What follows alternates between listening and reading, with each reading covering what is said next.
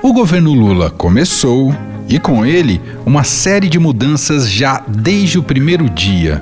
Não foi só no discurso ideológico que o presidente tentou se afastar da gestão Bolsonaro. Mas quero me dirigir também aos que optaram por outros candidatos. Vou governar para 215 milhões de brasileiros e brasileiras, e não apenas para quem votou em mim.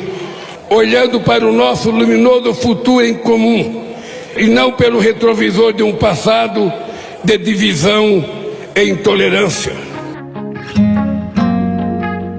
Em um de seus primeiros atos como chefe do executivo, Lula revogou decretos de Bolsonaro. Determinou que a Controladoria Geral da União reavalie, no prazo de 30 dias, decisões do ex-presidente que impuseram sigilo sobre documentos e informações da administração pública. Outra medida que também foi promessa de campanha é a determinação para que a Controladoria Geral da União apresente em 30 dias um parecer sobre os sigilos centenários da administração pública, os sigilos pelos quais ficou famoso aí também o governo Jair Bolsonaro. Lula também prorrogou por mais 60 dias a isenção de tributos federais nos combustíveis e assinou uma edição de medida provisória que garante o pagamento de R$ 600 para as famílias inscritas no atual programa Auxílio Brasil, que voltará a se chamar Bolsa Família. Outro, esse é fundamental, foi o decreto já no primeiro dia em cima do Bolsa Família, instituindo o pagamento de R$ 600, além dos 150 por filho. Isso aí beneficia mais de 21 milhões de famílias. Lula também já alterou regras em relação ao armamento, reduzindo o acesso às armas e munições e suspendendo o registro de novas armas de uso restrito de caçadores, atiradores e colecionadores, conhecidos como CACs. Nessa mudança também ficam suspensas as autorizações de novos clubes de tiro até a edição de uma nova regulamentação. Um outro decreto importante suspende o registro de novas armas de uso restrito e condiciona a autorização do porte de arma à comprovação da necessidade. Atualmente bastava uma declaração. Lula ainda determinou aos ministros que encaminhem propostas para retirar do processo de desestatização empresas públicas como Petrobras, Correios e a Empresa Brasil de Comunicação, a EBC, que já estavam em andamento. Essa sinalização de que o novo governo será mais intervencionista na economia trouxe preocupação para os investidores. Nesta segunda, o Ibovespa, índice da B3, operou em forte queda, influenciado pelo desempenho das ações de empresas estatais. Fato também influenciado por declarações de Lula em seu primeiro discurso, como quando chamou o teto de gastos de estupidez, sem esclarecer ao mercado qual será a nova regra fiscal do país. O SUS é provavelmente a mais democrática das instituições criada pela Constituição de 88. Certamente por isso foi a mais perseguida desde então e foi também a mais prejudicada por uma estupidez chamada teto de gastos que haveremos de revogar. Os primeiros 100 dias de governo devem ser importantes não só para a aprovação de novas normas, mas revogar parte das existentes. Isso sem contar a imensa lista de promessas que dependem de recursos indisponíveis no orçamento. Para cumprir um de seus principais compromissos, a PEC, que garantiu os R$ 600 do Bolsa Família, Lula teve de negociar com os donos do Centrão antes mesmo de receber a faixa, especialmente com o presidente da Câmara dos Deputados, Arthur Lira. E para continuar tendo a sonhada governabilidade, o novo governo terá de ter em seu rol de aliados nomes do MDB, União Brasil e PSD, siglas que ajudaram a sustentar Bolsonaro nos últimos 4 anos, mas que já embarcaram no novo governo. MDB terá 3 ministérios. Renan Filho, senador eleito, ficará com o Ministério dos Transportes, Jader Filho ficará com o Ministério das Cidades e Simone Tebet com o Ministério do Planejamento. Nesta segunda-feira, o ministro da Fazenda, Fernando Haddad, em seu primeiro discurso como ministro empossado, declarou que o governo não aceitará o déficit previsto para a economia brasileira em 2023 e vai trabalhar para reduzir o impacto negativo nas contas públicas. Além dos efeitos da PEC da transição, Haddad também disse que o aumento do rombo fiscal em 2023 estaria relacionado com medidas eleitoreiras de Bolsonaro. Com objetivo exclusivamente eleitoreiro, acabaram com filtros de seleção de beneficiários de programas de transferência de renda e de benefícios constitucionais, como é o caso dos benefícios previdenciários, comprometendo completamente a austeridade desses programas e, consequentemente, a austeridade fiscal do país. Mas a tarefa de Haddad não será fácil, já que o ministro vai encontrar nos primeiros meses de 2023 um cenário de desaceleração da atividade econômica, recuo do crédito, juros elevados por mais tempo e o risco de nova alta da inflação. Para responder a isso, Haddad afirmou que o governo não terá somente um posto Ipiranga, referência a Paulo Guedes, mas uma rede de postos. E me sinto muito confortável de estar com uma equipe econômica que tem Geraldo Alckmin, que tem Simone Tebet, que tem Esther Dweck. Éramos o posto Ipiranga, agora somos uma rede de postos, 4 que vão fazer a diferença no Brasil. Haddad buscou também passar uma mensagem de responsabilidade com as contas públicas, combate à inflação e prioridade aos temas sociais. Nós não somos dogmáticos, nós somos pragmáticos, nós queremos resultados, mas nós seguimos princípios e valores. Você não precisa ser dogmático em relação às medidas a tomar, mas em relação a princípios e valores, você tem que ter os melhores do seu lado. Inspirados em princípios e valores é que nós vamos tocar a agenda econômica. Em sua fala, ainda disse que um Estado forte não é um Estado obeso e reafirmou o compromisso de enviar ao Congresso Nacional, ainda no primeiro semestre, a proposta de um novo arcabouço fiscal em substituição ao teto de gastos. Assumo com todos vocês o compromisso de enviar ainda no primeiro semestre ao Congresso Nacional a proposta de um novo arcabouço fiscal que organize as contas públicas, que seja confiável e, principalmente, um arcabouço que seja respeitado e cumprido. Porém, como o mercado e os agentes econômicos lidarão com as ações e as promessas de Haddad? Quais são as expectativas dos economistas para os 100 primeiros dias de governo? Para entender um pouco mais esses temas e projetar este cenário, nós vamos conversar agora com a colunista do Estadão e da Rádio Eldorado de Economia, Adriana Fernandes.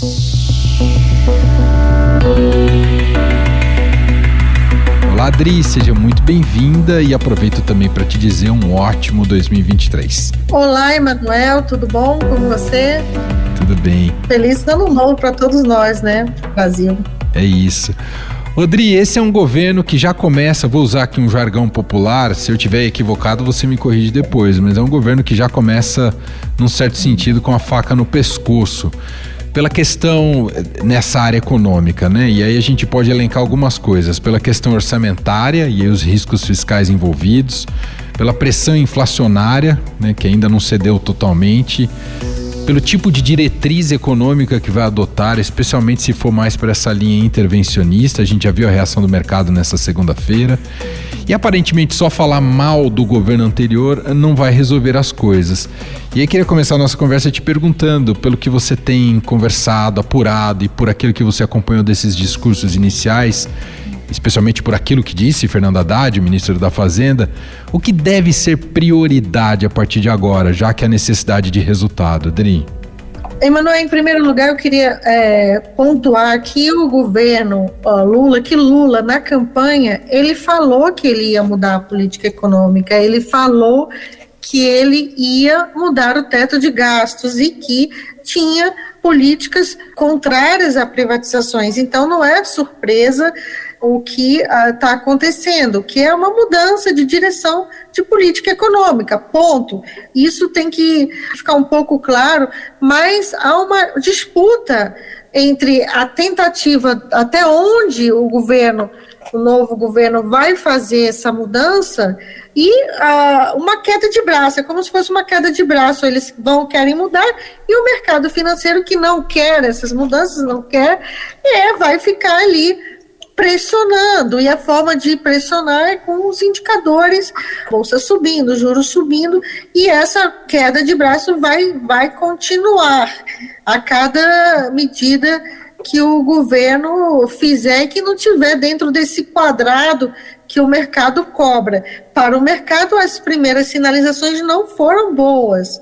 Haddad, ele fez hoje um discurso de posse em que ele ainda não mostrou a que veio, está gastando a sua fala, né? Uma fala de ministro é sempre muito importante para mudar expectativas, porque o mercado cobra. Afinal, o que você, como ministro da Fazenda, sentado na cadeira, vai apontar para reduzir o déficit das contas públicas, o déficit que o mercado vê como perigoso para a economia brasileira. Setores do partido, dos trabalhadores e de outros apoiadores de Lula que não veem problema no gasto maior, nas contas deficitárias, mas não é o que mostrou o ministro Haddad. Vamos ser claros, ele disse que vai trabalhar com ênfase para trazer as contas públicas para um equilíbrio. Só que ele não mostrou como vai fazer isso, e está sendo cobrado, e o governo penalizado pelos indicadores da Bolsa de Preços, né, do mercado financeiro. Importante você pontuar isso, Dri, porque não há aqui um elemento do que a gente chama de estelionato eleitoral. Quer dizer, o governo está cumprindo um pouco o que já dizia ou queria fazer. É que há uma choradeira do mercado. Choradeira aqui, não querendo ser pejorativo, mas há uma reclamação contundente, para dizer em outras palavras, do mercado financeiro, né? É dessa forma que eu vejo que Lula não está fazendo um estelionato eleitoral, independente de avaliação de se a política é certa ou não. O que eu acho de cada política, eu não vejo ele fazendo estelionato, porque o tempo todo ele disse que ele faria, que ele acabaria com o teto de gastos, que ele ampliaria o poder do BNDES, que ele faria uma política de aumento do salário mínimo, aumento real do salário mínimo, e que iria estimular o crédito, combater o endividamento, e para isso precisaria uma política social também de maior alcance, para tirar a população da pobreza. Para isso aprovou essa PEC de aumento de gastos.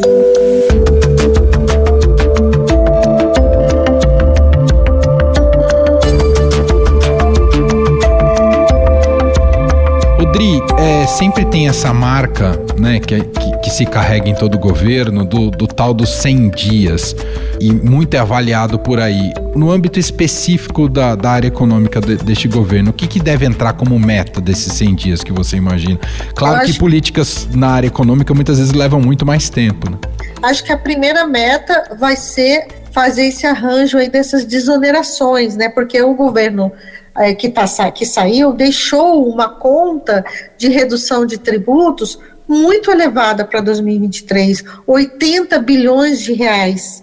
E na reta final, nos últimos dias, pelos cálculos do ministro da Economia, entre 10 e 15 bilhões foram feitos de desonerações, porque não só a equipe de Paulo Guedes estava defendendo uma redução, né, dessas desonerações que beneficiam setores específicos, dando subsídios, como é o caso dos combustíveis, né, subsídios para combustível fóssil, inclusive, que não tem um viés ambiental, e vai ser dificílimo convencer a população de que é preciso aumentar esses impostos que foram rebaixados. Isso já se sabia quando o Bolsonaro fez essa redução, inclusive com o olhar eleitoreiro, né? Ele queria ganhar, fez tudo para ganhar a eleição. Agora Lula vai enfrentar isso. Tanto é que Haddad queria acabar com a desoneração, principalmente da gasolina, e não conseguiu.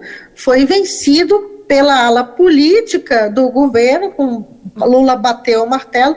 É claro, Lula conta com o novo presidente da Petrobras, Jean Paul Prats, sentado na cadeira da estatal, para mudar a política de preços da Petrobras. Vamos deixar claro que ele, na campanha, já disse que faria isso, para reduzir os preços e aí fazer compensar em parte a volta, né, dos tributos. Os opositores dizem que o governo vai aumentar a carga tributária, mas na verdade está fazendo uma recomposição do que havia antes. O governo precisa aumentar a receita, já que ele aumentou as despesas com a PEC, né, da transição. Ele precisa aumentar a receita para diminuir o déficit, que está estimado em 220 bilhões para esse ano, primeiro ano do governo Lula. Bom, entre os compromissos firmados, inclusive com a PEC, está a tal nova âncora fiscal, e que o Haddad também mencionou na sua posse nessa segunda-feira. Já tem sinais de como essa âncora fiscal será construída? Em que bases, Adriana? Olha, esse é um problema, porque o mercado está cobrando isso desde a eleição, da campanha, né? Na campanha se cobrava, mas e aí, vai acabar com o teto de gastos, vai fazer o quê? O governo, na campanha se dizia, precisamos sentar primeiro na cadeira para ver o que fazer.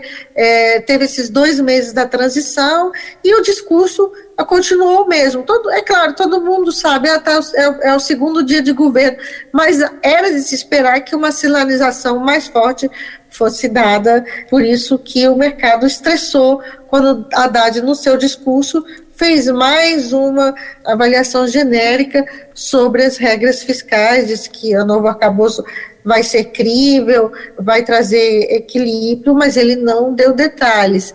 Ele até pode achar que na cerimônia de posse não cabia, né, um aprofundamento, mas ele não conseguirá fugir dessas cobranças que vão aumentar cada vez mais, independentemente se eles acham que é injusto ou não é, elas vão acontecer, e Haddad e sua equipe, o governo do PT, não disse muito. O que se sabe nos bastidores é que Haddad defende uma regra de controle de gastos. Já tinha ala política na campanha, já dizia que não precisava de uma regra de controle de gastos. Então, vamos ver como é que ele vai administrar esse embate.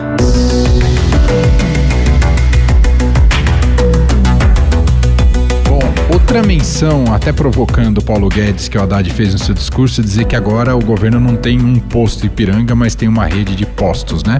Ele se mencionava o fatiamento aí da área econômica, que já era mais tradicional, né, no funcionamento dos governos, né? Não ter um super Ministério da Economia, e agora temos outros ministérios além do Ministério da Fazenda, tem o planejamento. Queria te ouvir, Dri, sobre esses perfis que estão além do Haddad, porque tem a Simone Tebet, tem o Geraldo Alckmin. Aí também a queda de braços ou é um time que joga junto?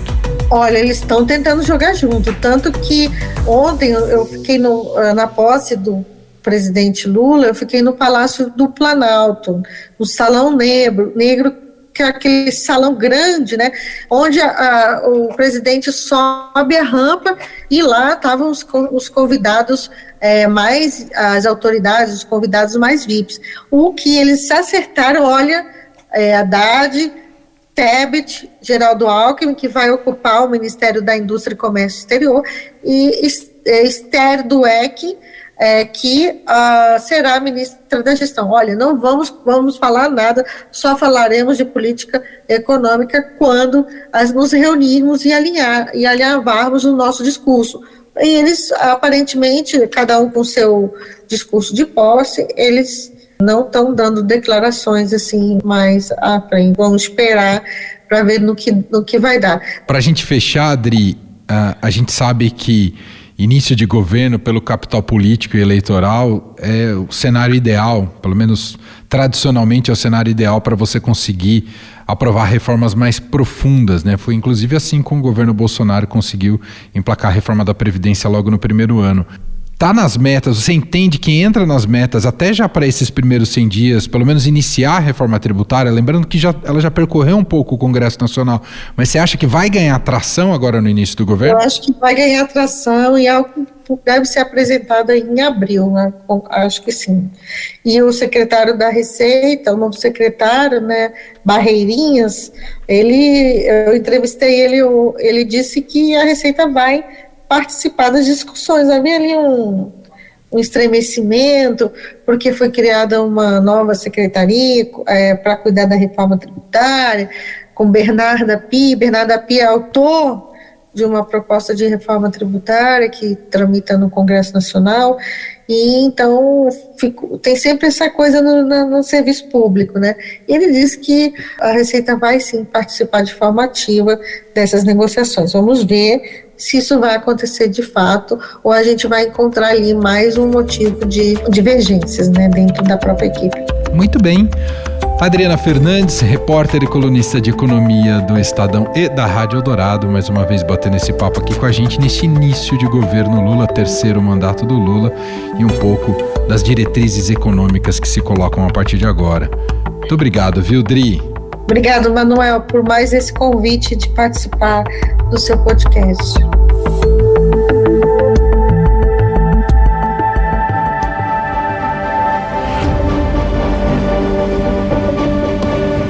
E este foi o Estadão Notícias de hoje, terça-feira, dia 3 de janeiro de 2023. A apresentação foi minha, Emanuel Bonfim. Na produção, edição e roteiro, Jefferson Perleberg e Aline Fernandes. A montagem é de Vitor dos Reis. Escreva pra gente no e-mail podcast@estadão.com. Um abraço pra você e até mais.